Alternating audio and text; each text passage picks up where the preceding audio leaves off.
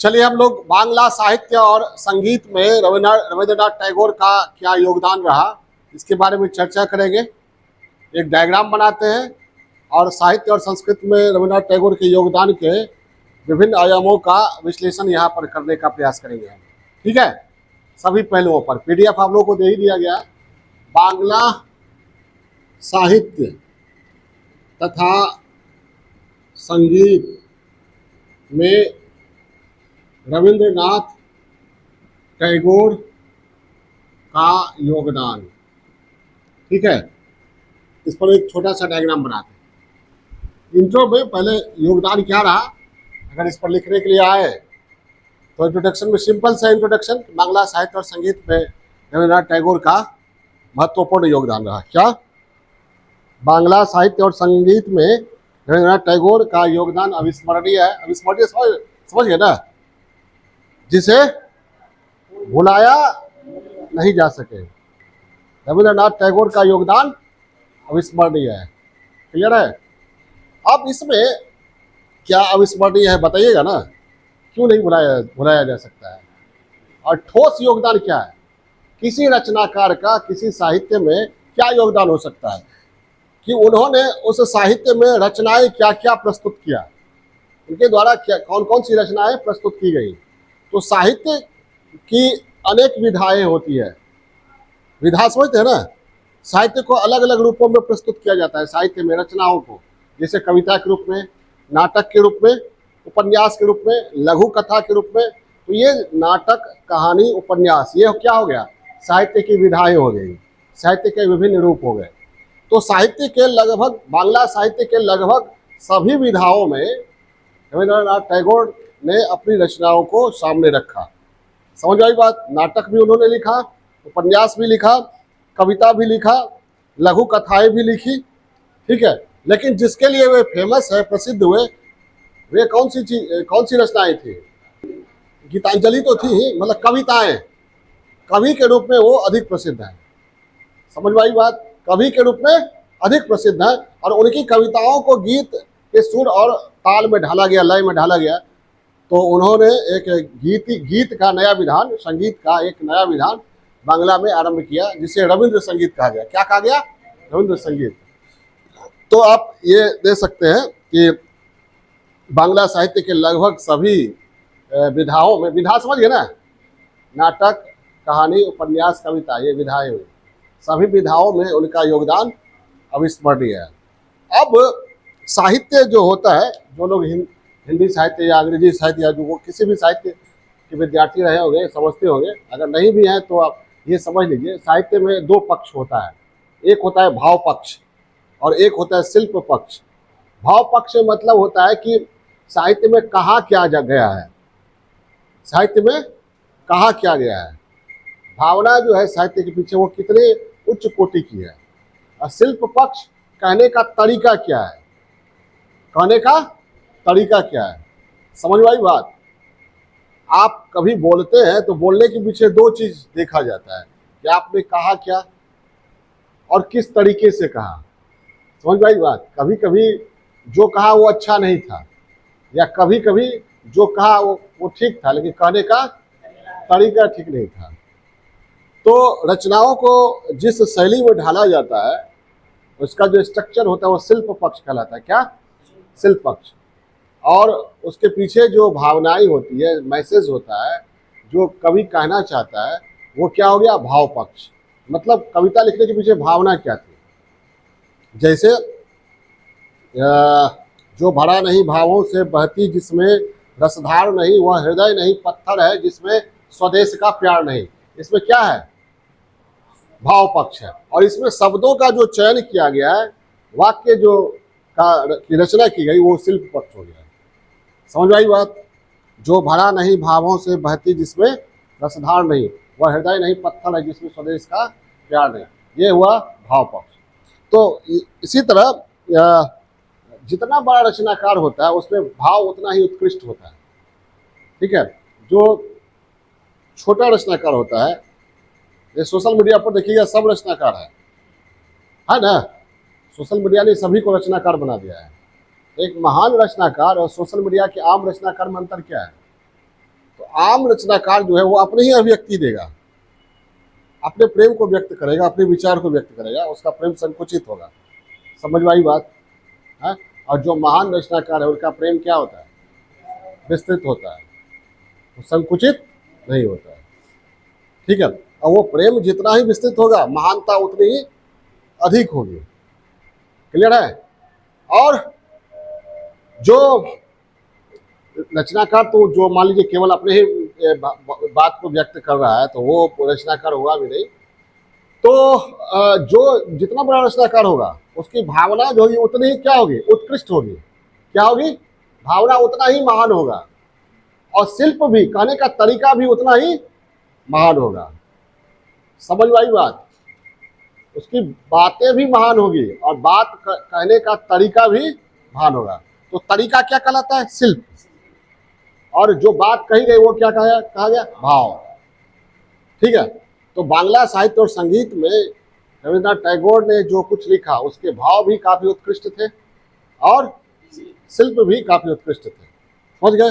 भाव उत्कृष्ट इसलिए थे क्योंकि उन्होंने विश्व मानवतावाद, मानव की एकता पर जोर दिया, और उनके लिखने का जो संदर्भ था वो संकुचित नहीं था। उनका संदर्भ क्या था? पूरा विश्व था। क्लियर है? चलिए, जो निचले दर्जे का व्यक्ति होता है ना, वो व्यक्तियों की बात करेगा हमेशा। समझ आई बात? वो व्यक्तियों की बात करेगा, वो ये बोला, वो ये किया, वगैरह वगैरह वगैरह, वो उसी घटना में रहेगा। ठीक है, थोड़ा उससे जो और बढ़िया होता है वो किस पर आता है? विचार पर। कौन सा विचार? विचार मतलब क्या? किसी व्यक्ति का नहीं, सामाजिक विचार, सांस्कृतिक विचार, राजनीतिक विचार, रूसो, मोंटेस्क्यू, वोल्टेयर, चाणक्य वगैरह वगैरह, गांधी, ये विचार पर व्यक्त करें। जो और एकदम महानतम होता है वो पूरे विश्व, पूरी कायनात के बारे में विचार करता है। समझ में आ रही बात है? तो जब कोई व्यक्ति बात करता हो तो उसके बात के स्तर से उसका पता कर सकते हैं। ठीक है, जिसका स्तर जितना ही नीचा रहेगा वो उतना ही इस बात में रहेगा कि किस व्यक्ति ने क्या कहा, किस व्यक्ति ने क्या सोचा, कौन व्यक्ति क्या कर रहा है, कौन व्यक्ति मेरे से सहमत है, कौन व्यक्ति मेरे से असहमत है। ठीक है, और जो बड़ा रचनाकार होता है, बड़ा व्यक्ति होता है, वो उसको इससे मतलब नहीं होता है। ठीक है, वो विचारधारा पे चलता है कि समाज कैसे बदलेगा, समाज में क्या होना चाहिए, क्या है, इस पर जाता है। और भी जो होता है वो पूरे विश्व के लिए सोचता है, और भी जो बड़ा होता है। ठीक है, व्यक्तियों पर विचार करने वाला नीचे हुआ, घटनाओं पर विचार करने वाला नीचे हुआ, विचारों पर विचार करने वाला ऊपर हुआ, और पूरी सृष्टि के बारे में विचार करने वाला सबसे ऊपर हुआ। समझ में आई बात? चलिए, तो यहाँ साहित्य की बात हो रही है, इसलिए हमको पहले ये समझाना पड़ा कि साहित्य को आप समझिएगा कैसे। आखिर साहित्य है क्या? साहित्य में बातें क्या है? साहित्य में सरस सलील भी आता है। सरस सलील जानते हैं? अरे पहले आता था, बड़े अश्लील और बड़ा ये पुस्तक रहता था, जो आप लोगों को बहुत बढ़िया लगेगा। नहीं समझे? ये सोशल मीडिया पर भी देखिएगा, ढेर सारा कहानी, किस्सा और ऐसा सा रहता है, और उसको लाइक बहुत मिलता है, लोग सुनना चाहता है, बड़ी अश्लील रहता है, और कहानी दिया रहता है, कोई लड़का या लड़की अपना कहानी कह रहा है, उसको सुनने में सब रुचि ले रहा है। समझ आई बात? अगर आपका टेस्ट सीमा और सचिन में है तो समझ जाइए कि आपका टेस्ट थोड़ा सा क्या है, आप समझ सकते हैं। ज्योति मौर्या में टेस्ट है तो आपका टेस्ट का लेवल अपना समझ लीजिए। अगर चाणक्य में है, प्रधानमंत्री नरेंद्र मोदी में है, तो आपका टेस्ट समझ लीजिए। आप किसी का टेस्ट समझिए, वो क्या देखता है, क्या देखना चाहता है। ठीक है, समाज में कैसे बदलाव आए, पूरी दुनिया में क्या होना चाहिए, क्या नहीं होना चाहिए, अगर इस तरह का टेस्ट है, ठीक है, तो वो सबसे अच्छा टेस्ट। क्लियर है? चलिए, तो ये बातें मैंने इसलिए कही क्योंकि साहित्य का मूल्यांकन करना है। साहित्य का मूल्यांकन सब नहीं कर सकता है, उसका स्तर होता है। एक बताते हैं घटना। एक मुखिया, एक रचनाकार था, तो वो बहुत सारी रचनाएं लिखा और अपने गांव के मुखिया को जाके सुनाया। तो मुखिया ने कहा कि ये बहुत ठीक गाना नहीं है, कोई कोई को बहुत अच्छा कहा उसने। तो उसका पिता जो था और उसका गुरु बहुत समझदार था, रचनाकार था। बोला ना कि जो जिसको मुखिया बोला खराब है उसी को जाके राज दरबार में सुनाना। समझ में आई बात? नहीं समझ में आई बात? हाँ? मुखिया का टेस्ट ठीक नहीं था, पढ़ा लिखा था, ये कहाँ समझेगा वो। राज दरबार में जहाँ राजा है, बड़े बड़े लोग हैं वहाँ बैठे हुए, समझदार लोग हैं, तो वो गया वहाँ। जो जो मुखिया को खराब लगा था, जिसको खूब दुड़दुड़ाया था, उसी को जाके सुनाया। राजा ने खूब पुरस्कृत किया। समझ में आई बात? तो साहित्य का मूल्यांकन आप कैसे कर सकते हैं?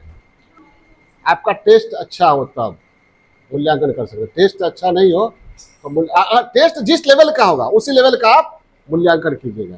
क्लियर है? मूल्यांकन किसी चीज का सभी लोग नहीं कर सकता है, ठीक है। मूल्यांकन करने का भी व्यक्तित्व चाहिए ना, समझदारी चाहिए, नहीं तो अपने हिसाब से मूल्यांकन कीजिएगा। और सबसे बढ़िया मूल्यांकन क्या होता है? निष्पक्ष। आप क्या सोचते हैं वो भी नहीं, सामने वाला क्या सोचता है वो भी नहीं, एकदम निष्पक्ष मूल्यांकन। अपना विचार भी वहां हटा देना चाहिए, वो होता है निष्पक्ष मूल्यांकन। तो यहाँ हम लोग किनका मूल्यांकन कर रहे हैं? रविन्द्रनाथ टैगोर का मूल्यांकन नहीं कर रहे हैं। टैगोर का साहित्य और संगीत में क्या योगदान रहा उसका मूल्यांकन कर रहे हैं, ठीक है। जिसको शास्त्रीय संगीत का टेस्ट नहीं है, सबसे उच्च संगीत की शैली क्या है? शास्त्रीय संगीत। जिसको टेस्ट नहीं है वो सुनेगा तो उसको नींद आना शुरू हो जाएगा, नहीं हो जाएगा? नहीं उसको वो क्या कहते हैं, वो फिल्मी गाना जो है उसको बहुत अच्छा लगेगा। समझ में आई बात? और जिसको शास्त्रीय संगीत का टेस्ट है उसको फिल्मी गाना नहीं अच्छा लगेगा, ठीक है। तो अपने अपने लेवल के अनुसार लोग टेस्ट करता है। क्लियर है? चलिए, हाँ, तो ये पहले तो लिख दीजिए क्या, बांग्ला साहित्य और संगीत में रविन्द्रनाथ टैगोर का योगदान। बांग्ला साहित्य और संगीत में रविन्द्रनाथ टैगोर को हम RNT लिख रहे हैं। RNT का योगदान अविस्मरणीय है। और साहित्य का मैंने क्या बताया? दो पक्ष होता है, दो तरह से मूल्यांकन। कौन कौन? भाव और शिल्प। तो महान रचनाकार के भाव भी महान होते हैं और शिल्प भी महान होते हैं। तो आप ये कह सकते हैं कि लगभग बांग्ला साहित्य के सभी विधाओं में उन्होंने उत्कृष्ट भावों और उत्कृष्ट शिल्प पर आधारित रचनाओं को प्रस्तुत किया। क्लियर है? देखिए, उन्होंने बांग्ला साहित्य को लगभग सभी विधाओं, विधा समझ गए? कहानी, उपन्यास, नाटक विधाओं में उत्कृष्ट भावों, उच्च कोटि के भाव और उत्कृष्ट शिल्प से लैस रचनाओं से समृद्ध किया, ठीक है। अब ये पर उत्कृष्ट भाव, उत्कृष्ट शिल्प रचनाओं से लगभग सभी विधा मैंने कहा ना, तो विधा जैसे कौन कौन? नाटक, कहानी, उपन्यास, कविता, ठीक है। और सबसे ज्यादा प्रसिद्ध उनकी क्या कविताएं हैं, ठीक है। तो कविता में लिखिए, और मतलब ये हम लोग कविता, नाटक सबका उदाहरण दे देंगे। जैसे कविता में या यहाँ पर दे दिए, कविता में मनासी, सोनार तरी, प्रभात गीत, शांति गीत आदि कुछ उदाहरण दे दीजिए। कविता रविन्द्रनाथ टैगोर, मनासी, सोनार तरी, सांध्य गीत, गीत, प्रभात गीत आदि। मूलतः वे क्या थे बताया मैंने, मूलतः क्या थे? कवि थे। उन्हें विश्व कवि कहा जाता है। मूलतः कवि थे, विश्व कवि कहा जाता है, क्योंकि उनका लेखनी का संदर्भ क्या था? संकुचित नहीं था, ठीक है। केवल अपने बारे में उन्होंने नहीं, अपनी भावनाओं को अपने बारे में नहीं लिखा, उन्होंने अपने प्रेम को व्यक्त नहीं किया। राष्ट्र प्रेम, और राष्ट्र प्रेम से भी ऊपर ऊपर उठकर क्या विश्व मानवतावाद के प्रति प्रेम को उन्होंने व्यक्त किया। हम बराबर कहते हैं ना, एक लफ्ज मोहब्बत का जब फसाना है, सिमटे तो दिले आशिक, फैले तो जमाना है। मतलब क्या? अगर संकुचित हो प्रेम तो एक व्यक्ति का एक व्यक्ति के प्रति होता है, जो नितांत क्या होता है, बिल्कुल ही संकुचित होता है और फैले तो समान है। लेकिन प्रेम अगर महान हो, उसको विस्तार दिया जाए, तो पूरी कायनात के प्रति, पूरी सृष्टि में जो कणकण कुछ भी है उसके प्रति प्रेम हो। समझ आई बात? मैंने हमेशा समझाया, राधा और कृष्ण का प्रेम क्या है? एक व्यक्ति का एक व्यक्ति के प्रति प्रेम नहीं है, एक व्यक्ति का पूरी सृष्टि, पूरे ब्रह्मांड के प्रति प्रेम है। सूफियों का प्रेम जो है वो लैला, मजनू का लैला के प्रति जो प्रेम है, सामान्य समझ के बाहर की बात है। सामान्य लोग क्या समझते हैं? एक लड़का का एक लड़की के प्रति प्रेम, ऐसा कुछ नहीं है। रतन सेन का पद्मावती के प्रति जो प्रेम है, ऐसा नहीं कि एक पुरुष का स्त्री के प्रति प्रेम है। एक जीव का पूरे ब्रह्मांड के प्रति प्रेम है। पद्मावती को ब्रह्मांड का प्रतीक माना गया है, जयसी ने माना। समझ में आई बात? तो संकुचित अर्थ में उसको नहीं लेना चाहिए। तो ये रविन्द्रनाथ टैगोर का भी जो प्रेम है वह क्या है? पूरे विश्व के प्रति है, पूरी कायनात के प्रति है। ठीक है। रामानुजाचार्य विशिष्टाद्वैतवाद के प्रवर्तक थे और विशिष्टाद्वैतवाद मानता है कि सृष्टि के कण-कण में, हर एक वस्तु में, हर एक चीज में, हर एक प्राणी में क्या है? ईश्वर का वास। तो अपने प्रेम को आप विस्तार दीजिए, पूरी सृष्टि के प्रति, पूरी कायनात के प्रति प्रेम। और उस प्रेम को व्यक्त किया किसने? रविन्द्रनाथ टैगोर ने। उस प्रेम को व्यक्त किया सूफियों ने, उस प्रेम को व्यक्त किया भक्तों ने, चाहे कृष्ण भक्त हो या और कोई भक्त हो। क्लियर है? समझिएगा बात को। और वही संकुचित होगा तो मरिएगा, मारिएगा, कटिएगा, काटिएगा। ठीक है, डिप्रेशन में जाइएगा। कहाँ हंस रहे हो? मूलतः कवि क्या थे? कवि थे। उसकी उनकी संवेदना क्या थी? विश्व मानवतावाद पढ़ा था। ठीक है। और कविता को क्या किसमें ढाला गया? उनकी कविता को गीतों में ढाला गया। उनकी कविताएं गीतों में, कविताओं को उन्होंने गीतों में ढाला। और उनके गीत सामूहिक रूप से किस रूप में प्रसिद्ध है? रविंद्र संगीत के रूप में। 2000 से ज्यादा गीतों की रचना उन्होंने किया। किसकी? गीतों। 2000 से ज्यादा गीतों की रचना उन्होंने किया। किसने? रविन्द्रनाथ टैगोर ने। ठीक है। और उनकी रचनाओं का जो संग्रह गीतों का, उसको कहा जाता है गीति बितान। क्या कहा था? गीति बितान, यानी गीतों का बगीचा। समझ आई बात? गीत भी लिखा उन्होंने, जिसको रविंद्र संगीत कहा जाता है। सब आपके ये पीडीएफ में है। और 2000 से अधिक गीतों का संकलन क्या कहलाता है? गीति बितान, गीतों का बगीचा, रविंद्र संगीत। ठीक है। शास्त्रीय संगीत की ठुमरी शैली से प्रभावित। ठुमरी शैली क्या है बताओ? आज अरे ठुमरी शैली पूछ रहे हैं। ठुमरी शैली क्या है? ठुमरी शैली, ठुमरी जो है ठुमुकना शब्द से आया है। किससे आया है? ठुमुकना। मतलब वह शैली जिसमें आप ठुमका लगाकर चलिए ताकि घुंघरू बच सके। तो जब कोई ठुमका लगा के चल रही है तो उसमें क्या भाव है? भाव क्या है? ठुमरी का भाव है, प्रेम का भाव है, कुछ पाने का भाव है, कुछ आगे बढ़ने का भाव है। बहुत चीज उस पर व्यक्त किया जा सकता है। तो ठुमरी शैली से प्रभावित। इसके रविंद्र संगीत से के बारे में अलग से पढ़ाएंगे। यहाँ हम केवल परिचय दे रहे हैं कविता में, उनकी कविताएं। और अमार सोनार बांग्ला जानते हैं? अमार सोनार बांग्ला विश्व में शायद एकमात्र ये रचनाकार हैं जिनकी रचना 2 देशों का राष्ट्रगान है। जनगण मन भारत का और अमार सोनार बांग्ला बांग्लादेश का। ठीक है। तो चाहे बांग्लादेश के बंगाली हो या भारत के बंगाली हो, रविन्द्रनाथ टैगोर सबके लिए आदरणीय है। ठीक है। और कहा जाता है इनकी रचना में केवल जमींदारों की भावनाओं को व्यक्त नहीं किया गया, गंगा के केवट की भावनाओं को भी व्यक्त किया गया। ठीक है। आम जनजीवन को भी व्यक्त किया गया। जिस तरह मिथिलांचल में प्रसिद्ध है कौन? विद्यापति है। विद्यापति के गीत पढ़िएगा आप लोग तो मिथिलांचल के किसान, दुखी लोग, ये राजा, रजवाड़ा, जमींदार, किसान, अछूत, हर एक जाति के, हर एक धर्म के लोगों का, हर एक वर्ग के लोगों के दुख, दर्द, भाव, सुख, ठीक है, अपेक्षा, ठीक है, विभिन्न संस्कार, सबको विद्यापति ने अपनी रचनाओं में व्यक्त किया। उनका एक तो गाना बहुत प्रसिद्ध है विद्यापति का, कखन हरव दुख मोर हे भोलानाथ, ठीक है।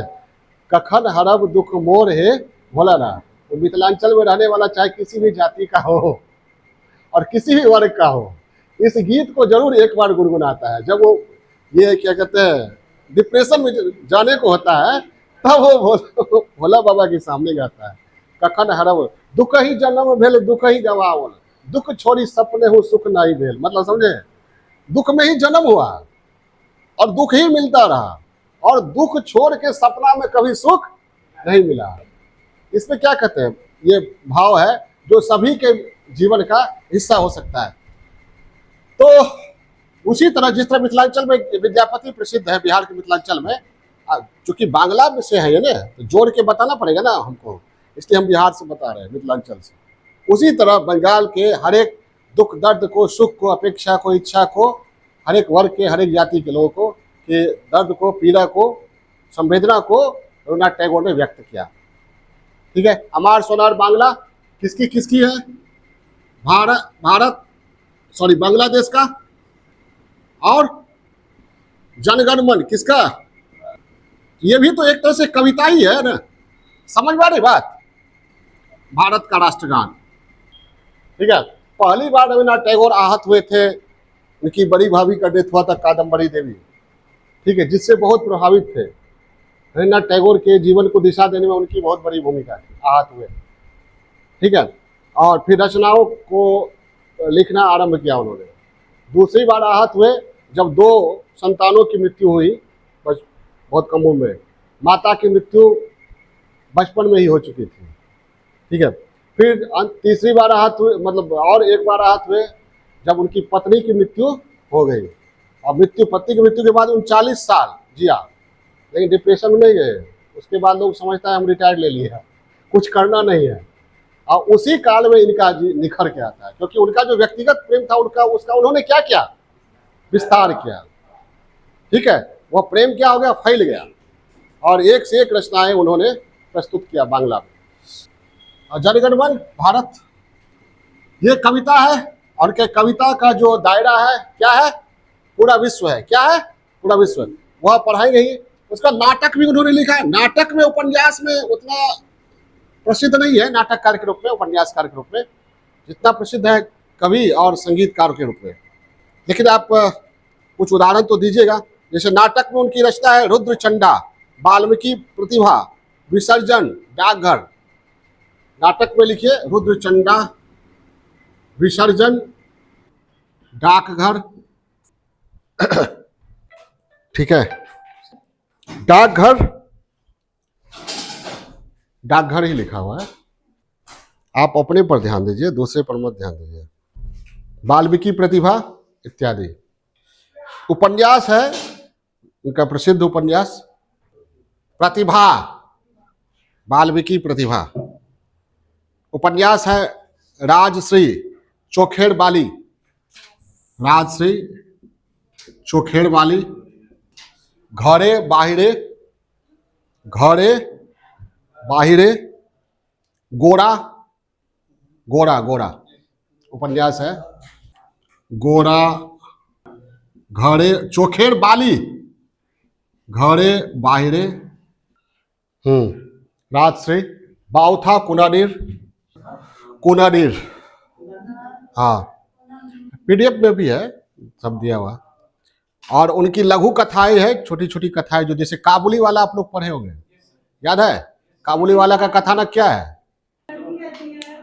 काबुली वाला जो अफगानिस्तान से आता है काबुली बेचने के लिए, हम लोग भी बचपन में देखे हैं, पठानी भाषा में, पठानी भाषा बोलते हुए काबुली और ये सूखा मेवा वगैरह बेचने के लिए आता था। तो वो आता है बेचने के लिए, छोटा में सुना देते हैं थोड़ा रुचि जगाने के लिए, बेचने के लिए आता है। तो एक घर में आता है वो, उस घर में एक बच्ची होती है। तो बच्ची को देखकर वह बड़ी प्रसन्न होता है और कुछ सूखा मेवा बच्ची को मुफ्त में दे देता है। तो बच्ची का पिता जो है वो सशंकित हो जाता है, और जब भी वो पठान आता है वो बेचने के लिए उस गांव में, उस घर में जरूर जाता है जिस घर में वो बच्ची है। अब बच्ची का पिता जो है वो सशंकित रहता है कि इस पठान का मेरी बच्ची के प्रति भाव क्या है। ठीक है। एक बार बच्ची का पिता देखता है कि पठान का किसी से झगड़ा हो गया लेन देन में, और उसी में उसने छुरा मार दिया, और पठान जो है वह उसको सिपाही पुलिस पकड़ कर ले गया। उसके बाद सालों के बाद उसको सजा मिलती है, सालों बाद वह छुटकर आता है। छुटकर आता है तो इंडिया में था ना, अब जाना है उसको कहाँ, अफगानिस्तान। छुटकर आता है तो सबसे पहले उसी बच्ची को देखने के लिए आता है, और उसी बच्ची की शादी है जिस दिन वो छुट कर आया है देखने के लिए। समझ भाई बात, शादी है। अब बच्ची का पिता कहता है अब तो बड़ी हो चुकी है, आज उसकी शादी है, तो वो पठान कहता है एक बार दिखा दो हमको। ठीक है, फिर ये बच्ची का पिता को समझ में नहीं आता ये क्या चाहता है। तब वो पठान बात खोलता है, वो देखता है बच्ची को बड़ा होते हुए दुल्हन के भेष में।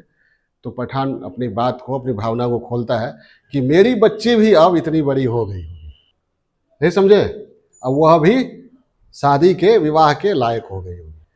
तो एक आम आदमी की भावना को दिखाया गया है, संतान के प्रति क्या लगाव होता है। अगर विदेश में हो लेकिन संतान के प्रति लगाव उसका कम नहीं हुआ है। अफगानिस्तान जाने से पहले वो आया देखने के लिए हमारी बच्ची कितनी बड़ी हो गई होगी, वो मिलाया कि उसी के जैसी थी। ठीक है, अब उसको चिंता सताने लगा क्या, कि हमें विवाह करना पड़ेगा, उसका विवाह करना जरूरी हो गया है। और क्या हमने गवा दिया छोटा छोटा थी के लिए, किसी को छुरा मार दिया, लेकिन हमारा परिवार कैसे होगा वो इसमें दिखाया गया है कि क्षणिक कारणों से किसी किसी मामले में लोग फंस जाता है तो उसके व्यक्तिगत जीवन में क्या बर्बादी होती है। ठीक है, और आम लोगों में संतान के प्रति कितना, किस हद तक लगाव होता है, ये सारा कुछ को उसमें दिखाया गया।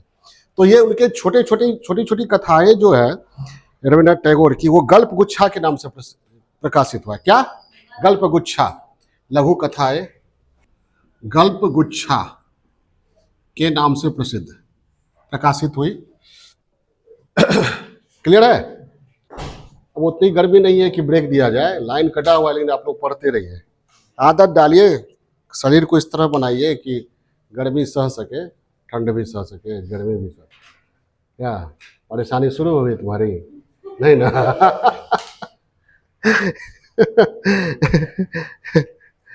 क्लियर है, लघु कथाएं हो गई। तो ये इनकी रचनाएं हैं। अब रचनाओं में आपको मैंने पहले ही कहा कि इनकी रचनाओं में सबसे जिसके लिए ये जाने जाते हैं, सबसे प्रसिद्ध क्या है, रविंद्र संगीत। क्या कहा जाता है, रविंद्र संगीत में बंगाली संस्कृति के 500 साल में बंगालियों ने जिस मूल्य को जिया, जिस दुख दर्द अपेक्षा को जिया, जिस जीवन को जिया, उसकी अभिव्यक्ति रविन्द्रनाथ टैगोर ने अपने गीतों में किया है। किसमें, रविंद्र संगीत में। ठीक है, बहुत प्रसिद्ध है। रविंद्र संगीत को अलग से ही, मतलब इसी डायग्राम में पढ़ाएंगे रविंद्र संगीत, जो कि रविन्द्रनाथ टैगोर ने लिखा, इसलिए उसको नाम दिया गया है क्या, रविंद्र संगीत, टैगोर सॉन्ग्स कहा जाता है। ठीक है, तो सबसे पहले चलते हैं रविंद्र संगीत को ही देख लेते हैं, जिसके लिए वे फेमस है। क्या है? हाँ, तो जब अगर रटना हो तो जाइए, ढेर सारा नाटक है, उपन्यास है, सब ये लघु कथा है, सब रटिए, या पीएचडी भी कर सकती हैं। ठीक है, अब चलते हैं हम लोग रविंद्र संगीत को समझते हैं। रविंद्र संगीत क्या था? कविताओं को अपनी रविन्द्रनाथ टैगोर ने अपनी कविताओं को गीतों के रूप में व्यक्त किया। सॉरी, कविताओं को, हाँ ठीक मैंने कहा, क्या किया, गीतों के रूप में व्यक्त किया, और फलतः एक संगीत की एक नई विधा का सृजन किया, जिसे कहा जाता है रविंद्र संगीत। क्या कहा जाता है? जिसमें भारतीय शास्त्रीय संगीत और लोक संगीत का समावेशन है। समझ में आई बात? क्या, शास्त्रीय संगीत और लोक संगीत का क्या है, समावेशन है। लिखिए, रविन्द्रनाथ टैगोर ने अपनी कविताओं को गीतों के रूप में व्यक्त किया, अपनी कविताओं को गीतों के रूप में व्यक्त किया। कविताओं को किया जा सकता है ना व्यक्त, बताया था ना, जिससे एक नई संगीत विधा का सृजन हुआ, जिससे एक नई संगीत विधा का सृजन हुआ, जिसमें भारतीय शास्त्रीय संगीत और परंपरागत लोक संगीत का क्या था, समन्वय था। भारतीय शास्त्रीय संगीत और लोक संगीत का समन्वय। था किसमें? रविंद्र संगीत में। रविंद्र संगीत समझ गए ना? रविन्द्रनाथ टैगोर ने अपनी कविता को गीतों के रूप में व्यक्त किया और उन गीतों को गीतों के रूप में व्यक्त करने के क्रम में उन्होंने संगीत की एक नई संगीत विधा का सृजन किया, जिसे रविंद्र संगीत के नाम से जाना जाता है। क्लियर हो गया? से भारतीय शास्त्रीय संगीत और लोक संगीत का क्या है? समावेशन है। क्लियर है? और ये कहाँ, विशेषकर बंगाली कल्चर का, भारत के पश्चिम बंगाल और बांग्लादेश की जो संस्कृति है उसका अभिन्न अंग है। क्या है? बंगाली संस्कृति का अभिन्न अंग है। बंगाली संस्कृति का अभिन्न अंग है। ठीक है? और ये शास्त्रीय संगीत की ठुमरी शैली से विशेषकर प्रभावित है। किससे? ठुमरी शैली से विशेष रूप से प्रभावित है रविंद्र संगीत। ठीक है? और उन्होंने 2000 से अधिक गीतों की रचना की, जिसे क्या कहा जाता है? गीति बितान। कहीं कहीं 2230 लिखा रहता है, कहीं कहीं 2300 लिखा रहता है, इसलिए हम सीधे लिखे 2000 से अधिक। आप एग्जैक्ट ये चाहिए, डेटा चाहिए तो 2230। ठीक है? नेट पर है एनसाइक्लोपीडिया में। और उन्होंने 2230 गीतों की रचना की, जिसे सामूहिक रूप से गीत बितान कहा जाता है। गीत बितान मतलब गीतों का बगीचा। गीत बितान का मतलब गीतों का बगीचा। निकलिए। अब इनकी रचनाओं में कहा जाता है कि विगत 500 वर्ष के बंगाली संस्कृति के तमाम पहलुओं को व्यक्त किया गया है।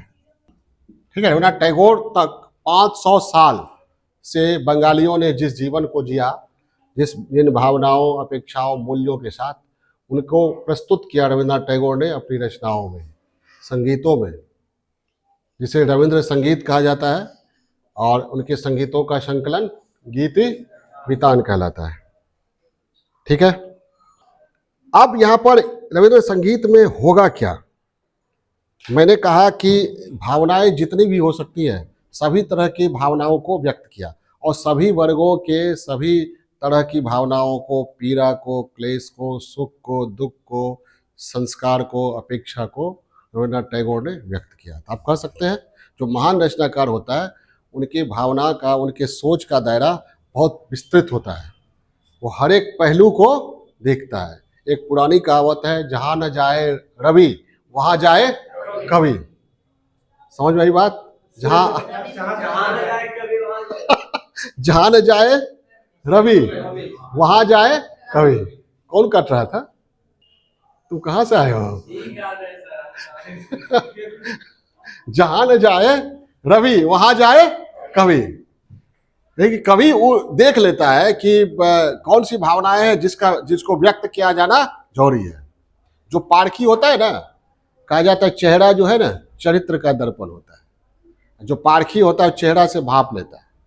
आपको लगेगा कि हम धोखा दे दिए, हम समझा नहीं है सामने वाला, लेकिन पारखी होना चाहिए, उच्च कोटि का पारखी होना चाहिए। बोलेगा नहीं, हो सकता है समय आने पर बोलेगा, बोलना जरूरी है। तो चेहरा चरित्र का दर्पण होता है, और चित्र से चरित्र की पहचान होती है कि आप किन चित्रों में अपनी भावनाओं को व्यक्त करते हैं। और चित्र भी कई तरह का होता है। जब आप सोचते हैं तो चित्र आता है सामने। सिंपल सा, अपने बच्चों के बारे में सोचेगा तो बच्चा का चित्र सामने आएगा, लड़ रहा होगा घर पर। अब कोई लड़का है, किसी गर्लफ्रेंड के बारे में सोच रहा है तो उसका चित्र आएगा सामने। कोई लड़की है, बॉयफ्रेंड के बारे में सोचेगा तो उसका चित्र सामने आएगा। और किसी को किसी से झगड़ा हो गया है तो उसको किस तरह का चित्र आएगा सामने? उसको मार रहे हैं, गाली दे रहे हैं, जुतिया रहे हैं, लतिया रहे हैं, ये सब इस तरह का चित्र सामने आएगा। ठीक है? तो भावनाएं जो है चित्रों के रूप में व्यक्त होती है। और चित्र जो है कविता में आता है, संगीत में आता है। ठीक है, हम जो कह रहे हैं वो सभी के साथ जुड़ा हुआ है। ठीक है, इसलिए आप लोग हंसिए नहीं, सभी के जीवन की कहानी है। हाँ हाँ, लोग अपने अपने अनुसार आप लोग लीजिएगा, हम समझते हैं। चलिए आगे बढ़ते हैं। तो अब आप यहाँ पर क्या लिखिएगा? महान रचनाकार है, उनके बारे में कुछ लिखना है ना। ठीक है, तो क्या लिखिएगा? उन्होंने सभी वर्गों के सभी तरह की भावनाओं, पीड़ा, क्लेश, कष्ट, सुख, दुख, विरह, टीस, कचोट, तमाम तरह की भावनाओं को व्यक्त किया। चाहे वो अमीर जमींदार हो, चाहे गंगा का केवट हो, सभी की भावनाओं को समझा और व्यक्त किया। क्लियर है? यही देखिए, जो आम आदमी होता है, छोटा हो, तुच्छ होता है, वो अपने ही बारे में सोचेगा, उसको केवल अपनी ही चिंता रहेगी, ना तो आज सामने वाले की चिंता रहेगी, ना पूरी दुनिया, देश दुनिया की चिंता। तो ये लिखिए आप यहाँ पर। अब यह आपको बता रहे हैं, एक फॉर्मेट बता रहे हैं। किसी भी रचनाकार के बारे में लिखना हो जो महान रचनाकार है, तो ये बात वहां पर आप आराम से हो सकते। सब पर आ गया, तो रटने की जरूरत नहीं है। तो विचारधारा पर जब हम पढ़ा रहे हो ना, तो आराम से हम पढ़ाएंगे भी बहुत आराम से, क्योंकि समझाना है ना। आराम से पढ़िए, फॉर्मेट एक तैयार हो जाएगा। उसके बाद सबसे इजी यही लगेगा। अभी लगता होगा सबसे बोझिल, लेकिन सबसे इजी यही लगेगा। देखिए, उन्होंने गीतों में, जैसे देखिए ये विद्यापति है, कखन हरब दुख मोर हे भोलानाथ, कखन हरब दुख मोर, दुख ही जन्म भेल दुख ही गवाओ, सुख सपने हो नहीं भेल। ये किसी एक व्यक्ति का है। ये कोई जमींदार है और कोई अमीर है, वो भी कह सकता है कि शुरू से आज तक तो कष्टे कष्ट है। किसी भी व्यक्ति को बैठा के पूछिए किसी भी व्यक्ति को बैठा के पूछिए तो वो यही कहेगा। ठीक है, इतना धन संपत्ति है तो उससे क्या? आपको लगता है इतना धन संपत्ति हम यदि फूलों के सेज पर हम सोते होंगे? बड़ी कष्ट है, ये है, वो है, वगैरह वगैरह वगैरह। ठीक है, तो ये कखन हरब दुख मोर, ये सभी वर्गों के सभी लोगों की कहानी है। अब उन्हीं को देखिए, विद्यापति जो व्यक्त करते हैं किस किस तरह के भाव को, अब व्यक्त करते हैं क्या? धार्मिक भाव को भी व्यक्त करते हैं। उगना रे मोरा कत गेला, नहीं है? वो शंकर भगवान उनके यहाँ नौकरी करते हैं और फिर गायब हो जाते हैं, तो ढूंढते फिरते हैं, उगना रे मोरा कत गेला। वहाँ भक्ति है विद्यापति की। ठीक है, और जब पार्वती की माता देखती है दुल्हा के रूप में किसको? शंकर भगवान को देखती है कि बैल पर बैठे हुए हैं और हाँ आ रहे हैं, बारात भूत प्रेत सब नाच रहा है। ठीक है, होता है ना, बारात जब आता है तो लड़की की माँ देखने के लिए आगे जाती है, क्योंकि वो तो लड़का को पहले तो लड़का को देखती नहीं थी ना, तो लड़की की माँ आगे आगे देखती है, देखे कैसा है मेरी बेटी का। अब ना लोग पहले ही से सब कुछ देख लेता है जाके और तो सास सारा कुछ कर लेती है, पहले तो नहीं होता था। तो फिर उसके बाद वो गाना है, वो अभिव्यक्ति देते हैं विद्यापति कि अब जियब नाही जो बूढ़ा होत जमाए, कि अगर हम आज के बाद जिंदा नहीं रहेंगे, मर जाएंगे अगर ये बुढ़वा मेरी बेटी का इससे शादी होगा। तो उसके बाद दूसरा गाना विद्यापति लिखते हैं, एक और गाना कि अगर आज नारद मिल गया तो उसका सारा दाढ़ी वाड़ी नोच नाच कर कि वही जो है ये संबंध बनाया था। ठीक है, तो उस वहां व्यंग्य भी है, एक बेटी की माँ क्या सोच सकती है, वो भाव है। पार्वती के भाव का भी को भी विद्यापति ने व्यक्त किया है। ठीक है, एक मछुआरा के भाव को भी व्यक्त किया है, किसान के भाव को भी व्यक्त किया है, राजा के भाव को भी व्यक्त किया, रानी के भाव को भी व्यक्त किया। उनका तरह तरह का गीत है। हम अपने कल्चर से जोड़ के आपको रवीन्द्रनाथ टैगोर का ये कर रहे हैं। उसी तरह रवीन्द्रनाथ टैगोर ने भी सभी वर्गों की भावनाओं को, सभी तरह की पीड़ा को, कष्ट को, क्लेश को, कल्चर को व्यक्त किया। तो यहाँ पर लिखिएगा, उन्होंने सभी वर्गों, चाहे जमींदार हो या मछुआरा हो, सभी वर्गों के सभी तरह की भावनाओं, विशेषकर भावनाएं तो बहुत होती है जी, मार्मिक भावनाओं। मार्मिक भावना किसको कहते हैं? जो मर्म को छू लेता है, हृदय को छू लेता है, हार्ट टचिंग जिसको कहते हैं। मार्मिक भावनाओं को व्यक्त किया। इन्होंने केवल अपनी भावनाओं को ही व्यक्त नहीं किया, अपनी भावनाओं को व्यक्त किया किसके प्रति? पूरी कायनात के प्रति सभी वर्गों के भावनाओं से अपनी संवेदना को जोड़ते हुए। संवेदना मतलब क्या होता है, समझते हैं? जब आप दूसरे की वेदना को उस स्तर पर जाकर महसूस कर लेते हैं, ये क्या हुआ? संवेदना। वही ये कब होगा? वही बात फिर आई है, मेंटल एक्शन और फिजिकल एक्शन जब एक होगा।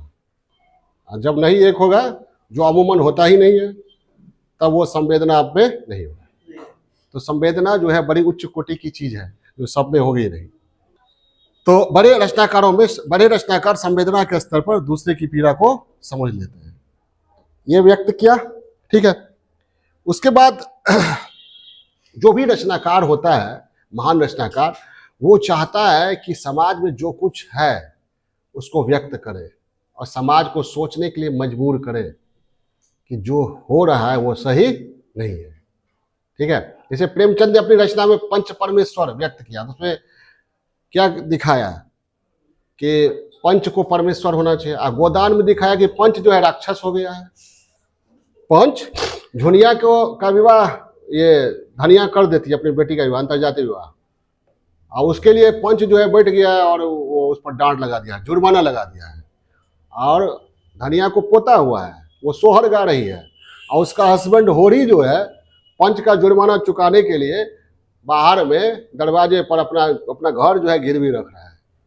समझ आई बात? समझ आई बात? तो ये क्या यथार्थ है। पंच परमेश्वर जब लिख रहे थे प्रेमचंद, तो वो आदर्श लिख रहे थे पंच को क्या होना चाहिए, लेकिन जब उनको लगा कि ऐसा तो कुछ है ही नहीं, झूठ मूठ काम ये ले रहे हैं, तो यथार्थ पर उतर आया है। ये पंच क्या है? राक्षस है। पुलिस क्या है? राक्षस है। जैसे होरी का भाई हीरा है, अब हमको समझाना पड़ता है, जैसे रविन्द्रनाथ टैगोर को आप समझिएगा नहीं, उतना पढ़े नहीं है, प्रेमचंद को तो समझिएगा। होरी का भाई, ये गोदान की कहानी है, होरी का भाई हीरा है। होरी किसी तरह एक गाय ले आता है, और गाय लाता है तो दरवाजे पर गाय आना बहुत प्रतिष्ठा का सूचक माना जाता है। पूरा घर खुश है, होरी की पत्नी धनिया खुश है, सब खुश है। और धनिया को लग रहा है कि हीरा जो है गाय को ठीक से देखा नहीं है, जैसे अमूमन भाभी को होता है ना, शायद वो कुछ करेगा। तो रात में होरी का भाई हीरा जो है, जो धनिया सोच रही थी, धनिया का क्या हुआ? हीरा देवर हुआ। तो वो होरी का भाई जो हीरा रात में जहर दे देता है, गाय मर जाती है। अब सवेरे पूरे घर में रोना पिटना शुरू, धनिया भी रो रही है, होरी भी। इतना ये मेहनत से एक गाय लाए और किसी ने जहर खिला दिया, मर गया, ठीक है। ऊपर से वो पुलिस आ जाता है, सब कहता है शायद हीरा मारा होगा। तो पुलिस कहता है हीरा के घर की तलाशी लो। अब होरी जो है उसको ज्वाइंट फैमिली वाला वैल्यू जो है उसको अंदर से दागने लगता है कि अरे मेरे भाई के घर की तलाशी हो तो मेरा प्रतिष्ठा चला गया। समझ आई बात? मेरा प्रतिष्ठा चला गया।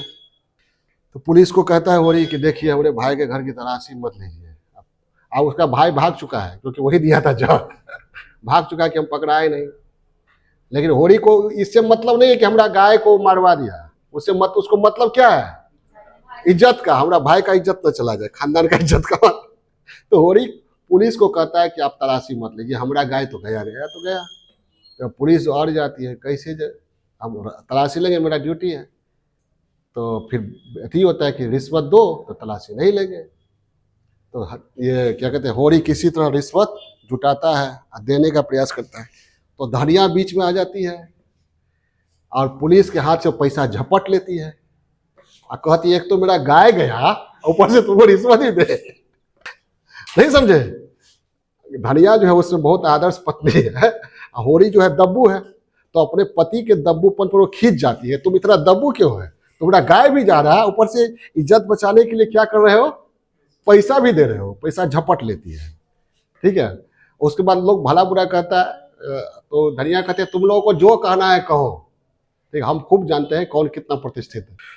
तो ये जो है प्रेमचंद ने क्या किया, सभी तरह की भावनाओं को, मतलब सभी वर्गों के भावनाओं को व्यक्त किया। उसी तरह मतलब भावनाओं को व्यक्त किया, व्यक्त करने के क्रम में जो यथार्थ है वो दिखाया। क्या दिखाया? जो यथार्थ है वो दिखाया, और यह भी दिखाया कि क्या होना चाहिए। पंच को कैसा होना चाहिए? परमेश्वर की तरह। तो हर एक महान रचनाकार जो होता है, समाज में जो वर्तमान में समस्याएं होती है, जाति प्रथा है, छुआछूत है, स्त्रियों के प्रति तमाम तरह की कुप्रथाएं हैं, ठीक है, विधवाओं की समस्या है, अछूत की समस्या है, ठीक है, पुरोहितों के शोषण की समस्या है, ठीक है, और बेटी के विवाह पर जो बेटी के बाप की समस्या होती है वो समस्या है, सारी समस्याओं को व्यक्त करता है। उसके बाद रचनाकार ये भी बताने का प्रयास करता है कि इन समस्याओं के संदर्भ में होना क्या चाहिए। तो जो होना चाहिए वो मैंने क्या कहा है, वो आदर्श है, और जो हो रहा है वो क्या है, यथार्थ है। तो हर एक महान रचनाकार यथार्थ को भी व्यक्त करता है और आदर्श को भी व्यक्त करता है। समझ में आएगा? तो जब भी किसी महान रचनाकार के बारे में लिखना हो तो ये लिखिए, क्या उनकी रचनाओं में यथार्थ भी है और आदर्श भी है। उन्होंने उन चीजों को भी व्यक्त किया जो समाज में है, और उन चीजों को भी व्यक्त किया जो होना चाहिए। क्लियर है? क्लियरिटी आ रही है? ठीक है। यहाँ साहित्य हम पढ़ाने लगे ज्यादा, तो उनकी रचनाओं में क्या में यथार्थ भी है और आदर्श भी है। यथार्थ मतलब क्या है, गीतों में। क्लियर है? अब उनकी रचनाओं में ये ऐसा है कि हर एक रचनाकार जो होता है, जो महान रचनाकार होता है, समकालीन समस्या पर मैंने कहा जो उसके बारे में जरूर लिखेगा। वो सो नहीं सकता है। जो साहित्यकार होता है बहुत संवेदनशील होता है, वो सोता नहीं है, ठीक है, वो जागता है। जब दुनिया सोती है साहित्यकार जागता है, क्योंकि उसको समाज को क्या देना है, दिशा देना है, ठीक है। तो उसको तो जगना पड़ेगा, उसको मसाल की तरह लोगों को रास्ता दिखाना पड़ेगा अंधेरे में। तो रविन्द्रनाथ टैगोर भी साहित्यकार थे। तो राष्ट्रीय उस समय सबसे बड़ी समस्या क्या थी, भारत की गुलामी। तो गुलामी और गुलामी से मुक्ति कैसे मिले, और मुक्ति मिले तो मुक्ति में सभी वर्गों का साथ हो। तो जो मिडिल क्लास था उस समय इंडिया का, वो कसम कस में था कि अंग्रेजों का मिडिल क्लास और हायर क्लास भी कसम कस में था। बहुत जैसे जमींदार था, वो उसको लगता था कि अंग्रेजों का साथ देंगे तो हमारी जमींदारी सुरक्षित बची रहेगी, और नेशनल मूवमेंट में भाग लेते हैं तो जमींदारी चली जाएगी, और नहीं भाग लेते हैं तो अपने ही लोगों की नजरों में गद्दार बन जाएंगे। ये कसम कस चल रहा है हायर क्लास में भी, मिडिल क्लास के लड़कों के सामने नेशनल मूवमेंट में क्या कसम कस था कि राष्ट्रीय आंदोलन में शामिल होंगे तो नौकरी चली जाएगी, या नौकरी के लायक ही नहीं रहेंगे, डिस्ट्रिक्ट मतलब क्या हो जाएंगे, ब्लैक लिस्टेड हो जाएंगे, ठीक है। और फिर माता पिता ने अपेक्षा कर रखा है कि नौकरी करेगा, सिविल सर्वेंट बनेगा, कमाएगा। वहां जिस तरह अभी अपेक्षा, उसी तरह की अपेक्षा भगत सिंह, चंद्रशेखर आजाद से भी उनके परिवार वाले करते होंगे ना, ठीक है। लेकिन उन्होंने व्यक्तिगत हित को उतना महत्व नहीं दिया, पारिवारिक हित को। किसको महत्व दिया? राष्ट्रीय हित को महत्व दिया।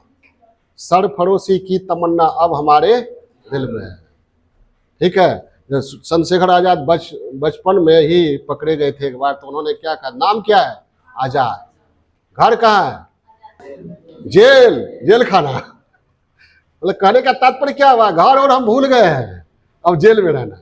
पिता का नाम स्वाधीनता, नहीं पढ़े बचपन में ही तो कहा जाता है, पढ़े होंगे बचपन से ही, वो सहानुभूति थी। एकमात्र माँ थी, उसको भी ठीक से परवरिश चंद्रशेखर आजाद नहीं कर सके। तो लोगों ने कहा कि चंद्रशेखर, तुम्हारे पास पैसा बहुत है, कोष बहुत है तुम्हारे पास। चंद्रशेखर आजाद जुटाते थे क्रांतिकारी कार्यों के लिए, पैसा जुटाते थे। लोगों ने कहा कि पैसा बहुत है, कुछ पैसा इसमें से भेज दिया करो माँ को। तो बोला, ये पैसा जो हमारे पास है, ये कोष है, ये क्रांति के लिए है, देश के लिए है।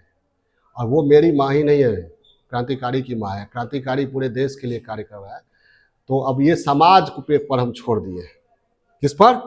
समाज पर छोड़ दिए हैं। वो समाज की माँ है, ठीक है। तो अपनी माँ को भी वो भेजते नहीं थे पैसा। तब गांव के लोगों ने इकट्ठा करके उनकी माँ का खर्च चलाना शुरू, ठीक है। इस तरह के त्याग और बलिदान से हमारे देश को आज़ादी मिली है। तो ये क्या था, चंद्रशेखर आजाद में कसम कस चला होगा कि जाए माँ का परवरिश करे या मातृभूमि का परिवार, ये मातृभूमि के लिए जो सेवा, मातृभूमि की सेवा करें, ठीक है। माता और मातृभूमि, इससे व्यक्ति का लगाव बहुत ही गहरा होता है। कौन कौन? माता और मातृभूमि से बहुत गहरा लगाव होता है, ठीक है। मातृभूमि का लगाव कैसा होता है, पूरी दुनिया चला जाएगा वो सुकून नहीं मिलेगा। आप कहते हैं भारतीय मुसलमान है, बहुत लोग भारतीय मुसलमानों पर आरोप लगाते हैं हिंदुस्तान को अपना वतन नहीं मानता है। वतन नहीं मानता तो सऊदीया से कमा के लौटता थोड़ी, वही बच जाता है, वही का नागरिकता ले लेता है। समझ भाई बात? हर व्यक्ति अपनी मातृभूमि से लगाव रखता है, चाहे वो किसी भी धर्म का हो, किसी मजहब का हो, क्योंकि उसको वो सुकून जो मिलेगा अपनी मातृभूमि के साथ, अपनी माता के भोजन में, माता की संगति में, वो कहीं मिल ही नहीं सकता है। ठीक है, और अगर कहीं मिल रहा है तो शायद कुछ कमी है उसमें। तो इसमें यथार्थ भी है, आदर्श भी है। और क्या मैंने बताया, राष्ट्रीय आंदोलन के दौरान जो कसमकस चल रहा था, किसमें? उच्च वर्ग में और मध्य वर्ग में, उसको भी व्यक्त किया। किसने? रविन्द्रनाथ टैगोर ने। किसमें? अपनी रचनाओं में। लिखो, देखो ना, खाली पीडीएफ देने से जिम्मेवारी से मुक्ति नहीं मिली है हमको और आप लोगों को भी। देखिए, अपनी रचनाओं में उन्होंने राष्ट्रीय आंदोलन और उस समय के उच्च वर्ग, मध्य वर्ग के कसमकस समझ है ना, कि क्या करें, कसमकस को व्यक्त किया। हाँ, और उनकी सबसे फेमस लाइन है, जो गांधी जी को अपनी रचनाओं में राष्ट्रीय आंदोलन और उस समय के उच्च वर्ग, मध्य वर्ग के कसमकस को उन्होंने व्यक्त किया अपने गीतों में। हो गया। और उनका सबसे प्रसिद्ध गीत जो गांधी जी को प्रिय, भजन गांधी जी को बहुत प्रिय था, जब गांधी जी ये 1947 में जब गांधी जी के चेले सत्ता का बंटवारा में लगे हुए थे, नेहरू पटेल, तब गांधी जी क्या थे? अकेले पड़ गए थे ना, अकेले पड़ गए थे और जा रहे थे और दंगों को शांत कर रहे थे। ठीक है, और उस समय गांधी जी के बारे में माउंटबेटन ने कहा था, Gandhi ji is in his finest hour of his life. Gandhi ji अपने जीवन के सर्वोत्तम क्षण में, क्योंकि जहां पुलिस दंगा नहीं रोक पाती थी, गांधी जी जाते थे, दंगा रुक जाता था। यानी हजारों लोगों का प्रत्यक्ष रूप से गांधी जी ने जान बचाया। ठीक है, अगर आपका व्यक्तित्व तो वैसा संपन्न हो ना, तो सामने वाले पर कुछ भी कहिएगा असर पड़ता है, और नहीं तो जिसके खुद घर शीशे के हो, दूसरे पर पत्थर, तब आपका उपदेश लगेगा जैसे बाघ उपदेश दे रहा है हिरन को कि तुम हिलो डुलो नहीं, शांति से रहो। नहीं समझे?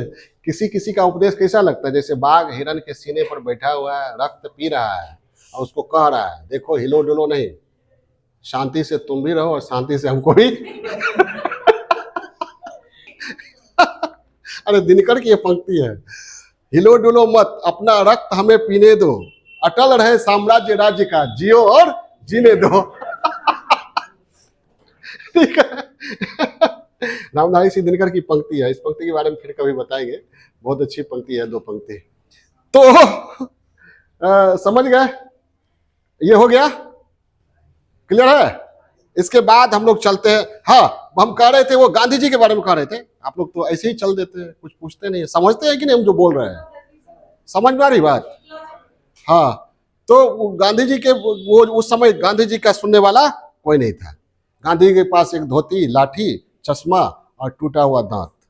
टूटा हुआ दांत नहीं, वो दांत लगाते थे, बस इतना ही था। कोई पैसा नहीं, कोई बैलेंस नहीं, चले जा रहे थे। ठीक है, उस समय जब ये उनका प्रिय भजन था वही, तोड़ डाक के वो सोने ना, तुम ही एकला चलो रे। रविन्द्रनाथ टैगोर की ये रचना है कि अगर तुम्हारी आवाज कोई नहीं सुनती है, ठीक है, तो अकेले चलो, लेकिन चलो। देखिए, हम बराबर कहते हैं कि व्यक्ति जो होता है उसका व्यक्तित्व तो बहुत मायने रखता है। परिवेश तो सबको मिलता है, लेकिन आपका व्यक्तित्व अच्छा है, समझ अच्छा है, तो परिवेश को अपने अनुकूल बना लेंगे। गांधी जी ने क्या किया? परिवेश में क्या था? दंगा फैला हुआ था, नेहरू हार गए थे, पटेल हार गए थे, छोड़ दिए थे, जिन्ना भी सब छोड़ दिया था देश को। ऐसे केवल गांधी जी थे, उनको विश्वास था एक व्यक्ति समाज को, देश को, विश्व को बदल सकता है। गांधी जी ने ये दिखाया। आज गांधी जी के जन्म दिवस को यूएनओ, भारत नहीं यूएनओ मनाता है ना, विश्व अहिंसा दिवस। तो गांधी जी की सबसे अहम भूमिका उसी समय थी। और उस समय सबसे प्रिय भजन क्या? तोड़ डाक के वो सोने ना, तुम ही एकला चलो रे। देखिए, सबको कह रहे हैं। हाँ, उनकी प्रसिद्ध रचना जो हर व्यक्ति को आगे बढ़ने की प्रेरणा देती है डैश देख लिया, तोड़ डाक केहू सुने ना, तुमी, बंगला में है, तोड़ डाक, यहां लिख दे रहे, देखिए, तोड़ डाक, डाक मतलब क्या? आवाज। कोई सुने ना, तुम ही एकला चलो रे। आप अगर अलग डिफरेंट सोचते हैं कोई समझेगा ही नहीं, तुम ही एकला चलो रे, आपकी बात को कोई समझेगा ही नहीं, अकेले चलना है। हाँ, अगर आप डिफरेंट सोचते हैं, और तो ये मत सोचिए कि सामने वाला या साथ चलने वाला आपको समझे, लेकिन अपने अपने काम को करना है।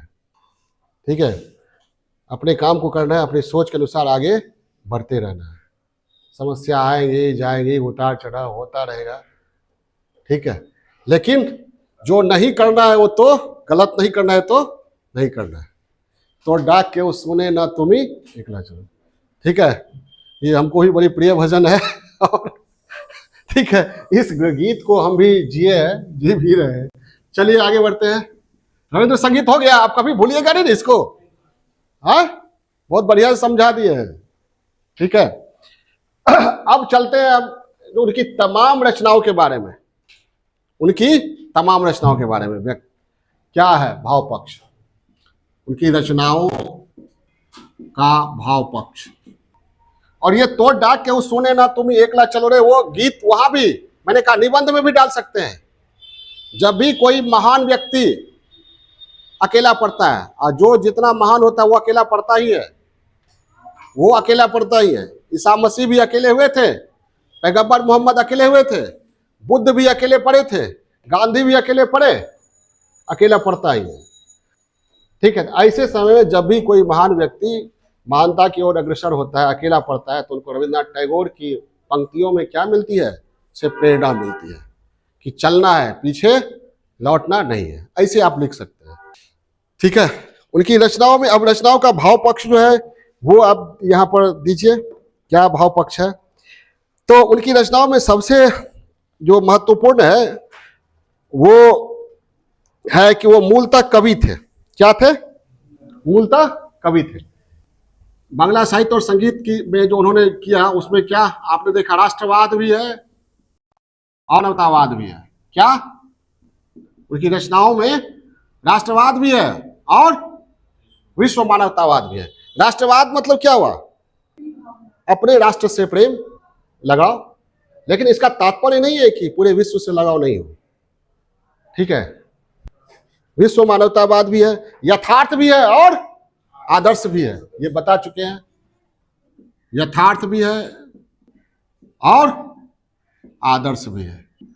नेशनल मूवमेंट भी है के चित्र भी है और भारतीयों की कसम कस भी है। क्या भारतीयों की कसम कस समझा चुके हैं ना। कसम कस बहुत अच्छा वर्ड होता है, किसी व्यक्ति में ये कसम कस बहुत चलता है। कसम कस कब चलता है जानते हैं, जब उसका विजन क्लियर नहीं रहेगा। विजन क्लियर नहीं रहेगा। दो व्यक्तियों में कसम कस नहीं होता है, एक जिसका विजन क्लियर है। विजन क्लियर किसका रहता है जानते हैं, जो काफी महान व्यक्ति है, उसको वो ठाने हुए कि गलत नहीं करेगा, उसका विजन क्लियर है, कसम कस नहीं है।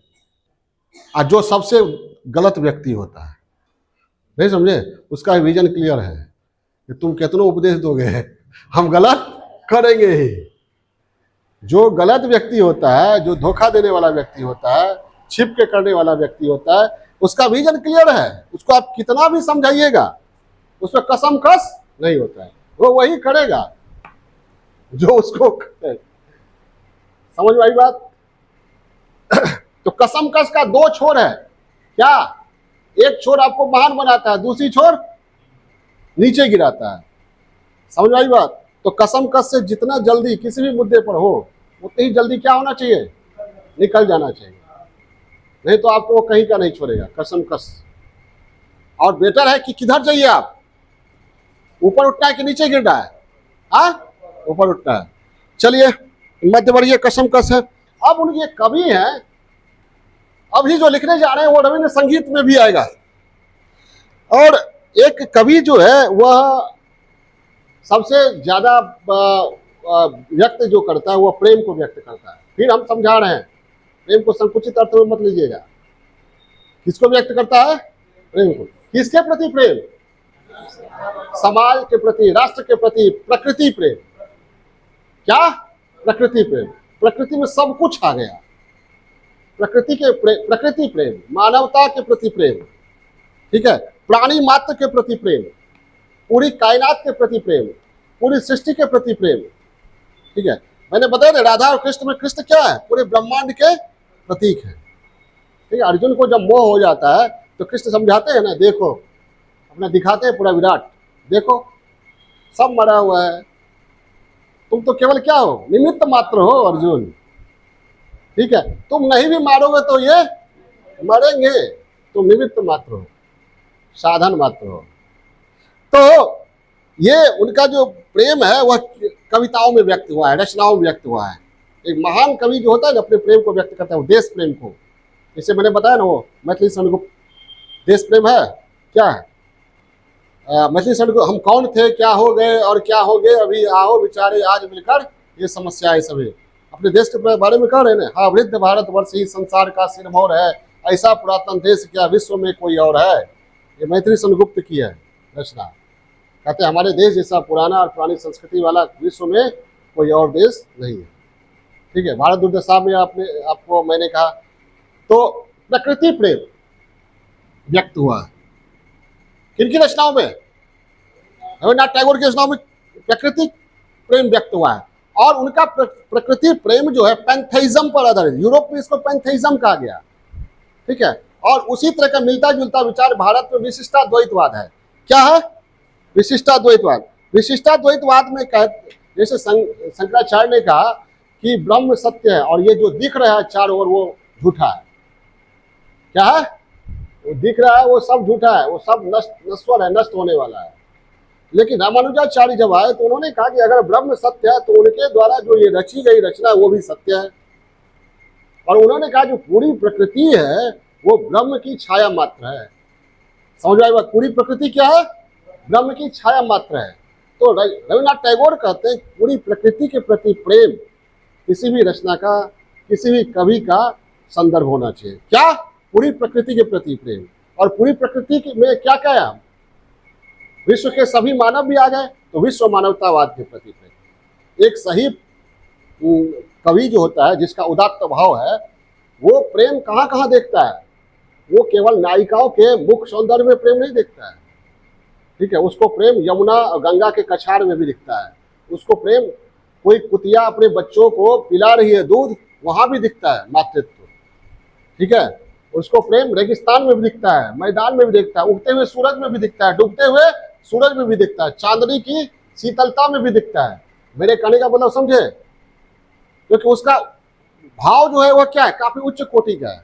वह सब में किसको देख रहा है? ईश्वर को देख रहा है। ठीक है, अब एक बात, एक व्यक्ति ने कहा जब सब इस सब में तुम ईश्वर को देखोगे तो अपराधी भी तो समझो उसमें भी ईश्वर है। नहीं समझे?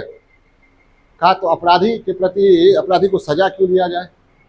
तो अपराधी के प्रति आपके मन में गलत भावना क्यों? रविन्द्रनाथ टैगोर भी कंफ्यूज हो गए, कह क्या रहा है? बात तो सही कह रहा है। तो रविन्द्रनाथ टैगोर एक बार समुद्र से आ रहे थे, तो समुद्र से जब आ रहे थे तो सूरज की रोशनी को देख रहे थे। सूरज की रोशनी सभी पर पड़ रहा था, समान रूप से पड़ रहा था ना। तो एक तालाब था, तालाब में भी, तालाब बहुत स्वच्छ था, वहां भी देखा उन्होंने सूरज की रोशनी को, उसका वो क्या इमेज देखा ना, वहां भी है सूरज की रोशनी। और कीचड़ भरा हुआ पानी था, वहां भी सूरज उनको दिखाई दिया। ठीक, अब उनको समझ में आ गया क्या ईश्वर सब जगह है लेकिन सबसे जुड़ा हुआ नहीं है। उसको सब अपने अपने भाव के अनुसार ग्रहण कर रहा है। किसको? ईश्वर को। समझ में आई बात? जिस तरह सूरज का प्रकाश सभी जगह है, अब पानी में है तो पानी की तरह वो थोड़ी हो गया, वो अलग है। उसी तरह ब्रह्म की छाया जो है सब जगह है, ब्रह्म के कारण ही सभी का अस्तित्व है, कहने का तात्पर्य है। और अस्तित्व में जो गुण अवगुण है उसी के अनुसार ब्रह्म की अनुभूति उस अस्तित्व को होता है। कहने का मतलब मेरा ये सिंपल भाषा में समझिए, एक अपराधी है, भयंकर अपराधी, दुर्दांत अपराधी है, तो उसके कोने, आप वो भले छिपा ले बात को, लेकिन उसके कोने में एक ईश्वर बैठा रहता है जो कहता है तुम गलत हो। होता है, भयंकर से भयंकर अपराधी है, धोखा देने वाला है, आपको छिपाने वाला है, दुर्गुण तमाम भरा हुआ है, लेकिन उसके अंदर में रहता है? नहीं रहता है। अंदर में एक कोने में रहता है कि हम गलत कर रहे हैं, रहता है। कितना भी बड़ा अपराधी हो एक कोने में जरूर रहता है कि हम गलत कर। तो वो कोने में जो बैठा हुआ है जिसको वो एकदम तिरस्कृत कर दिया, वो क्या है? वही ईश्वरत्व है, ईश्वरीय ये है। अब बाकी उसका अस्तित्व जो है वो तो ईश्वर के कारण ही है। खैर ये दर्शन की बात है। तो उनका प्रकृति प्रेम समझ गया, उनका प्रकृति प्रेम किस पर आधारित है? रामानुजाचार्य के विशिष्टाद्वैतवाद पर आधारित है। और विशिष्टाद्वैतवाद क्या मानता है? पूरी प्रकृति जो है वह क्या है? ब्रह्म की छाया मात्र है। क्या है? ब्रह्म की छाया है पूरी प्रकृति में। और जब आप ये मानते हैं तो जात पात का कोई महत्व नहीं है, धार्मिक आधार पर भेदभाव का कोई महत्व नहीं है, लिंग के आधार पर भेदभाव का कोई महत्व नहीं है। एक पुरुष और स्त्री में अंतर क्या होता है? शारीरिक बनावट का ना। सोच तो वो भी रहा है, सोच तो स्त्री भी रही है, सोच तो पुरुष भी रहा है। समझ में आ रही बात? आदमी दो तरह से जिंदा रहता है, एक शारीरिक और एक वैचारिक। ये विचार जो है तब तक चलता रहता है जब तक आप मरते नहीं। तो विचार के स्तर पर लिंग पुरुष और स्त्री में कोई भेदभाव नहीं है। दुष्टता वहां भी हो सकती है, दुष्टता यहाँ भी हो सकती है, सज्जनता वहां भी हो सकती है, सज्जनता यहाँ भी हो सकती है। तो पूरी प्रकृति क्या है? ब्रह्म की छाया मात्र है। और पूरी प्रकृति अगर ब्रह्म की छाया मात्र है तो जाति पात के आधार पर भेदभाव, ठीक है, रंग के आधार पर, धर्म के आधार पर, संप्रदाय के आधार पर, राष्ट्र के आधार पर भेदभाव क्या है? उचित है? बेमानी है। और यही तो विश्व मानवतावाद है। और विश्व मानवतावाद की जो अभिव्यक्ति है वो हमारी संस्कृति में वसुधैव कुटुंबकम में है। अयंग निजः परो वेति गणना लघु चेत साम। यह तेरा है, यह मेरा है, यह छोटे लोगों की सोच होती है। उदार चरितानांग तु वसुधैव कुटुंबकम। तो अब समझ में आया कि रवीन्द्रनाथ टैगोर जो कह रहे थे वो कोई नया नहीं कह रहे थे, वो भारतीय संस्कृति की जो चिरंतन विचार सांस्कृतिक धारा है, दर्शन है, उसमें पहले से ही मौजूद है। क्लियर है? वसुधैव विश्व मानवतावाद समझ गए? उनका प्रकृति प्रेम ही उन्हें क्या ले जाता है? विश्व मानवतावाद की ओर। और वसुधैव कुटुंबकम का भाव लाता है। सौंदर्य बोध, सौंदर्य बोध समझते हैं? ये बोध का आपका स्तर अगर अच्छा होगा ना, तो कोई किसान अगर खेत में आषाढ़ की दोपहरी में हल जोत रहा है ना, उसमें भी सौंदर्य दिखेगा, उसके संघर्ष में सौंदर्य दिखेगा। और नहीं संघर्ष अगर सौंदर्य अगर संकुचित हो, बहुत सारे कवियों का संकुचित रहा है, तो वो केवल सौंदर्य उसको दिखाए कहा नारी में, नायिका के नाक में, आंख में, ठीक है, स्किन में, वही भी सौंदर्य दिखता है। ठीक है, सौंदर्य बोध, उच्च स्तर का सौंदर्य बोध जिसमें होगा वो कहाँ कहाँ सौंदर्य देखेगा। मैंने पहले ही कहा, रेगिस्तान के बालू में भी कोई पसीना बहा रहा हुआ किसान है, संघर्ष कर रहा होगा, कोई व्यक्ति है, संघर्ष कर रहा है व्यक्ति है। जैसे आप ये बताते हैं, आपको केसरी फिल्म देखे हैं? तो केसरी में ये अक्षय कुमार जो है वो लड़ रहा है, अकेले लड़ रहा है ना। एक अफगानी में एक टुकड़ी का एक व्यक्ति जो है सेनापति, वो देख के उसको एकदम क्या लड़ाई लड़ रहा है, वाह अद्भुत, नहीं कहता है वो। अब वो कहता है अपने साथी से कि तुम एक भी सरदार की पगड़ी नहीं उतारोगे, जीत गए हम लोग लेकिन उसकी बेइज्जती नहीं करना। उसके वो ये उसने सौंदर्य किसमें देखा? वीरता में सौंदर्य दिखा। अब बहुत प्रभावित हुआ और उसके कारण कहा एक भी पगड़ी उतारनी नहीं चाहिए सरदारों की। तो सौंदर्य बोध ये होता है, केवल नारी के सौंदर्य में वो सौंदर्य नहीं है, बहुत ही संकुचित स्तर का है। ठीक है, और हम आप लोग को भी कहेंगे टेस्ट थोड़ा ऊपर कीजिए। क्लियर है? सौंदर्य बोध जो है किसमें जितना महान रचनाकार होगा उसमें सौंदर्य बोध होगा। किस स्तर का? उच्च स्तरीय सौंदर्य बोध। ठीक है, उसको हर जगह परिश्रम करता हुआ किसान, रेगिस्तान के बालू, मैदान की हरियाली, नदी के प्रवाह, पहाड़ की ऊंचाई, ठीक है, बारिश, तूफान, सब में उसको सौंदर्य दिखेगा। हर एक व्यक्ति में सौंदर्य दिखेगा और ज्यादातर सौंदर्य वहां दिखेगा जहां हम लोग देख नहीं पाते। क्लियर है? तो सौंदर्य बोध उच्च स्तर का है। जो महान रचनाकार होगा उसका सौंदर्य बोध उच्च स्तर का। अब जैसे रामधारी सिंह दिनकर कहते हैं, सदियों की ठंडी बुझी राख सुबुगा उठी, मिट्टी सोने का ताज पहन इठलाती है, दो राह समय के रथ का घर घर नाच सुनो, सिंहासन खाली करो कि जनता आती है। और इतनी अच्छी लाइन कैसे उन्होंने व्यक्त किया, क्योंकि उनको जनता के संघर्ष में जो जूझ रही है जनता अत्याचारी सत्ता से, उसमें उनको सौंदर्य दिखा और उससे उन्होंने अपने आप को एकाकार कर लिया। तब इतनी अच्छी पंक्ति जो कुमार विश्वास को देखते होंगे आप लोग, बराबर ये दोहराते हैं, दोहरा समय के रथ का घर घर नाद सुनो, सिंहासन खाली करो कि जनता आती है, बराबर सुनते रहते हैं। ठीक है, उसके बाद आइए, ये आप लोगों ने देखा और उनकी रचनाओं में क्या है, समझ रहे हैं ना कि हम ऐसे ही बोलते हुए जा रहे हैं, समझ रहे हैं ना। और उनकी रचनाओं में क्या है, अब थोड़ा सा हम जोड़ते हैं, हमारी परंपरा में जो महान रचनाकार उनसे इनको जोड़ते हैं। ये सौंदर्य बोध जो उनमें है वो कालिदास से आया, कालिदास से सौंदर्य बोध। कालिदास का मेघ जो है वो पूरे सृष्टि में जाके खोजता है कि यक्ष की यक्षिणी कहाँ है। सौंदर्य बोध जो है रविन्द्रनाथ टैगोर में कालिदास का, भक्ति जो है वो तुलसीदास का, भक्ति जो है वो तुलसीदास का। भक्ति समझते हैं ना, जहाँ श्रद्धा और प्रेम दोनों मिल जाए वहाँ क्या है, भक्ति है। सबसे बड़े भक्त किनको माना जाता है, सबसे बड़ा भक्त भारतीय मिथ में, भारतीय संस्कृति में मिथ समझते हैं ना, सबसे बड़ा भक्त हनुमान को माना जाता है। क्या, सबसे बड़ा भक्त हनुमान को माना जाता है। ठीक है, आप सुने भी होंगे, को नहीं जानत है जग में कपि संकट मोचन नाम तिहारो।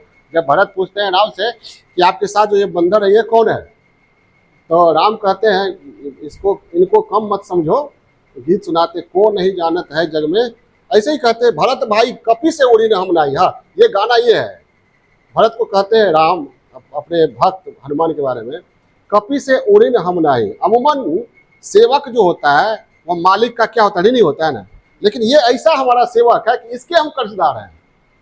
भरत भाई कपि से उड़ी न हम नाई, भरत हम इसके ऋण से उबर नहीं सकते। उसके बाद वो बताते हैं कब कब संकट आया, सब संकट में किसने उबारा, जो आप लोग पढ़ते भी है ना दूसरे हनुमान चालीसा में, को नहीं जानत है जब मैं कभी संकट मोचन नाम तिहारो साहब। वो तो ये है उनकी रचना में क्या है, तुलसी की भक्ति। ठीक है, हनुमान किस स्तर के भक्त है वो समझ रहे हैं। एक कहानी है कि सीता मैया सिंदूर लगा रही थी, तो हनुमान जी ने पूछा कि आप ये डेली सिंदूर क्यों लगाती हैं, तो कहते हैं सीता मैया कहती है इससे तुम्हारे स्वामी बहुत प्रसन्न होते हैं। अच्छा, हमारे स्वामी प्रसन्न होते हैं, हाँ प्रसन्न। तो गए हनुमान जी पूरे शरीर में सिंदूर लगा लिए, अब पहुंच गए दरबार, तो सीता मैया देख के माजरा समझ गई, राम के बगल में सीता बैठी थी दरबार में। ठीक है, राम नहीं समझ पाई क्या माजरा है, तो उन्होंने कहा कि ये हनुमान जी ये कौन सी लीला आज रच रहे हैं, तो उन्होंने कहा कि महाराज आपको खुश करने के लिए, तो इसमें कौन सी खुशी है। तो सीता ने माजरा को समझाया, तो राम ने वरदान दिया, वो जो भी सिंदूर से इनकी पूजा करेंगे उनको इच्छित वरदान मिलेगा। ये तो इस तरह के भक्त थे। ठीक है, सीता मैया ने कहा अब पूरा सिंदूर पूरे शरीर में ही उनके दिमाग में यह है कि चुटकी सा मांग भरने से वो खुश होते हैं, तो हम पूरे शरीर में लगा लेते हैं। तो तुलसी की भक्ति है कहा, रविन्द्रनाथ टैगोर में।